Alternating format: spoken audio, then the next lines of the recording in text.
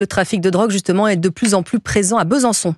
Oui, c'est ce qu'assure le ministère de l'Intérieur. Selon les derniers chiffres, la ville se classe à la 3e place du classement des villes de plus de 100 000 habitants qui comptent le plus grand nombre de mises en cause pour trafic de stupéfiants en 2023. Sur place, les habitants alertent sur l'insécurité dans certains quartiers gangrénés par les trafics. Reportage de Noé Chaillot, correspondant Grand Est pour Europe 1. Dans le quartier Planoise, au sud de Besançon, les règlements de compte entre bandes rivales se multiplient.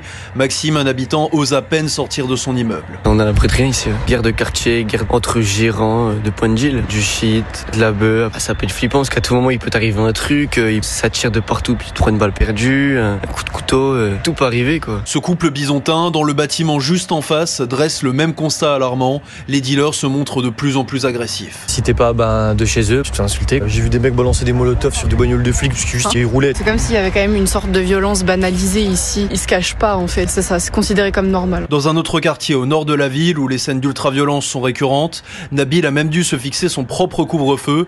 Pas de sortie après 19h. Ça arrive, les coups de feu qu'on entend la nuit, le soir. Parfois ça inquiète un peu. On a tendance à pas trop sortir le soir tard dans le coin. Et c'est un quartier où les saisies des forces de l'ordre sont importantes, comme celle du 24 février, lorsque la gendarmerie découvre du numéraire et de la drogue pour un total de plus de 300 000 €. Besançon, Noé Chaillot,